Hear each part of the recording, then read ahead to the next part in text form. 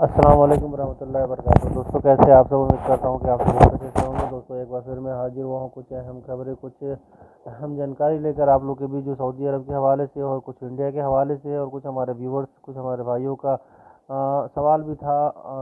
उसी के हवाले से मैं ये वीडियो बना रहा हूँ और मैं आपसे गुजारिश करता हूँ कि अगर अभी तक आपने हमारे चैनल को सब्सक्राइब नहीं किया तो प्लीज़ आप हमारे चैनल को सब्सक्राइब कर लें।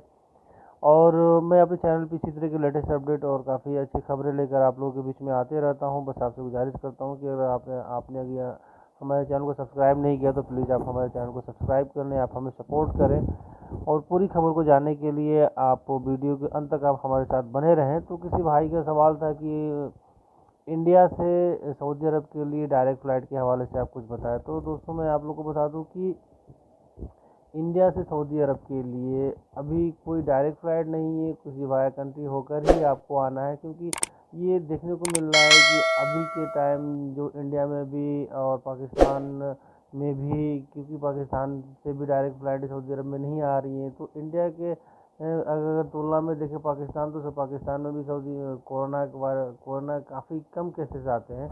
और अल्हम्दुलिल्लाह इंडिया में भी काफ़ी कम केस आ रहे हैं और रोज़ 1 करोड़ तक के वैक्सीन भी लगाए जा रहे हैं इंडिया में। तो ये सारी चीज़ों को देखते हुए अभी अगर हम देखते हैं तो अल्हम्दुलिल्लाह सऊदी अरब में भी कोरोना एक केसेस ना के बराबर है।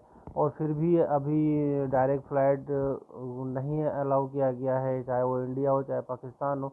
तो अब इसके बारे में मैं कुछ नहीं कर सकता, ये हुकूमत की बात है। अब वो वही चाहेंगे तो ही डायरेक्ट फ़्लाइट चाहे इंडिया हो या चाहे पाकिस्तान हो वहाँ से चालू कर सकते हैं। क्योंकि अभी ये कहना गलत होगा कि वो कब चालू कर रहे हैं, क्योंकि मुझे खुद को नहीं पता है कि डायरेक्ट इंडिया या फिर पाकिस्तान से सऊदी अरब के लिए फ़्लाइट कब चालू होंगे। ये अल्लाह बेहतर जानते हैं कि ये कब चालू होगा, क्योंकि कोरोना के केसेस अब ना के बराबर है। और अभी भी जो बैन लगा हुआ है इंडिया पाकिस्तान के ऊपर डायरेक्ट, वो बरकरार है, इसमें कोई अभी चेंजिंग नहीं आया है। और उम्मीद लगाया जा रहा है कि इंशाल्लाह आने वाले वक्त में ये बैन को ख़त्म किया जा सकता है और जो लोग डायरेक्ट आना चाहते हैं वो डायरेक्ट आ सकते हैं। और मैंने पिछली वीडियो में जो हमने बनाया था उसमें बताया था आप लोगों की, डायरेक्ट वही लोग आ रहे हैं जो सऊदी अरब में रहकर उन्होंने कोरोना वैक्सीन का दोनों डोज ले लिया है। डायरेक्ट वही लोग आ रहे हैं। और जो अपने मुल्क में रह के, चाहे वो किसी भी मुल्क के रहने वाले हैं, वो अपने मुल्क में रह के उन्होंने कोरोना वैक्सीन का डोज लिया है, तो वो किसी तीसरे कंट्री, जिस कंट्री को सऊदी अरब ने अलाउ किया है कि वो उस कंट्री से होकर उस कंट्री पे बैन नहीं लगा हुआ है, तो वो किसी तीसरे कंट्री से होकर वहाँ पे 14 दिन को आपको क्वारंटाइन होना होगा। उसके बाद ही आप सऊदी अरबिया में एंट्री कर सकते हैं। हाँ, जो लोग सऊदी अरब में रहकर उन्होंने कोरोना वैक्सीन का दोनों डोज लगवाया है तो वो डायरेक्ट सऊदी अरबिया आ सकते हैं। और दोस्तों एक बार मैं एक बात और आप लोगों के बीच में शेयर कर दूं कि इंडिया गवर्नमेंट ने पूरी अक्टूबर नॉर्मल इंटरनेशनल फ्लाइट पर पाबंदी लगा रखी है। लेकिन इंडियन एम्बेसी ने ट्वीट करके ये जानकारी दी है कि इंडिया ने टूरिस्ट वीज़ा को 15 अक्टूबर से खोल दिया है। तो ये एक अलग बात होता है कि एक तरफ इंडियन गवर्नमेंट ने पूरे अक्टूबर तक नॉर्मल इंटरनेशनल फ्लाइट को बैन लगा रखा है, और दूसरी तरफ ये चीज़ देखने को मिल रहा है कि 15 अक्टूबर से इंडिया टूरिस्टों के लिए खोल रहा है। और वो भी 5 लाख वीज़ा इशू किए जाएंगे, टूरिस्ट वीज़ा, और 15 नवंबर से लोग आना भी शुरू हो जाएंगे। तो इंडिया में जो लोग इंडिया में आना चाहते हैं वो 15 नवंबर से वो आना भी शुरू हो जाएंगे, वो भी एयर बबल एग्रीमेंट के तहत जो फ़्लाइट चल रहे हैं उनसे। क्योंकि इंडियन गवर्नमेंट ने पहले ही बता दिया है कि जो टूरिस्ट इंडिया घूमने के लिए आएंगे वो वंदे भारत मिशन के तहत या फिर वो एयर बबल के तहत ही आएंगे। और मैं आपको बता दूं कि मैं आपको बता दूं कि थोड़ी सी एक राहत खबर है जो सऊदी अरब की गवर्नमेंट ने दी है। और एक सऊदी अरब गवर्नमेंट ने थोड़ी सी परमिशन यहाँ पर दे दी है कि पब्लिक ट्रांसपोर्ट अथॉरिटी के तरफ से जानकारी दिया गया है कि जितने भी ट्रेन चल रहे हैं सऊदी अरब के अंदर या फिर बसेस चल रहे हैं, तो पहले क्या होता था कि एक सीट छोड़कर, जो अगर किसी बस में 3 सीट है तो 2 सीट पे लोग बैठते थे और बीच वाली सीट पे लोग नहीं बैठते थे।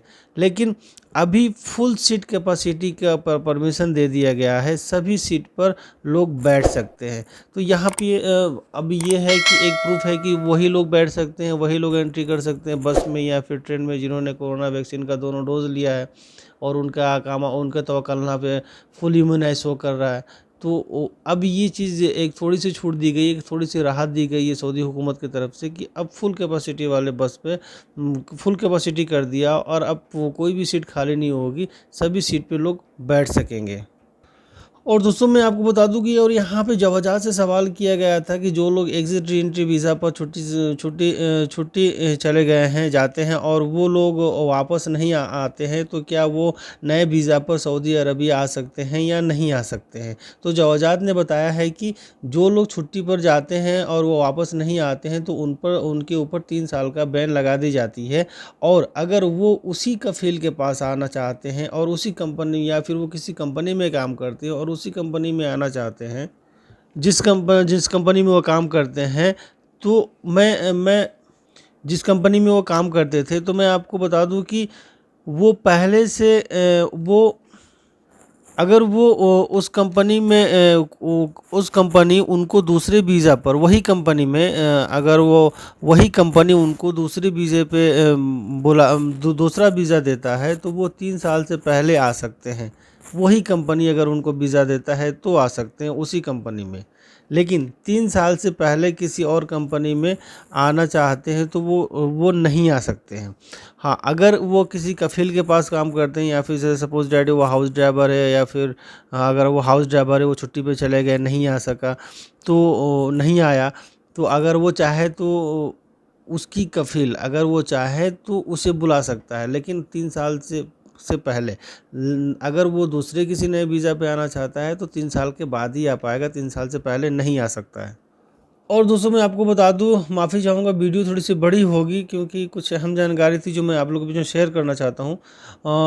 और किसी सऊदी ने जवाजात से सवाल किया था कि उनका जो एक वर्कर था जो बकरी चराने वाला था, गैर मुल्की है और वो छुट्टी पर चला गया, तो क्या उसका जो एग्जिट री एंट्री जो वीज़ा है उसको बढ़ाया जा सकता है या फिर नहीं बढ़ाया जा सकता है। तो मैं आपको बता दूं कि या फिर वो बकरी चराने वाला कैटेगरीज या है तो वो डोमेस्टिक कैटेगरीज में आते हैं, या फिर वो जैसे हाउस ड्राइवर हैं या फिर खद्दामा हैं, तो वो सारे लोग जो है वो डोमेस्टिक कैटेगरी में आते हैं। तो जवाजात ने जवाब देते हुए कहा है कि अगर अगर आप उनका एग्जिट री एंट्री वीज़ा बढ़ाना चाहते हैं तो अपने अफसर अकाउंट में से एक्सटेंड कर सकते हैं, वो भी फ़ीस जमा करके। तो ये था दोस्तों एक अहम जानकारी जो मैं आप लोगों के बीच में शेयर किया हूँ। और अगले खबर है जो सऊदी अरब में कोरोना के केसेस के हवाले से है। आज जो सऊदी अरब में 12 अक्टूबर 2021 में जो सऊदी अरब में कोरोना के नए केसेस आए हैं 55 और जो न्यू रिकवर केस हुए हैं 52। अभी भी जो क्रिटिकल केस बने हुए हैं 122 और 3 लोगों की मौत हुई है।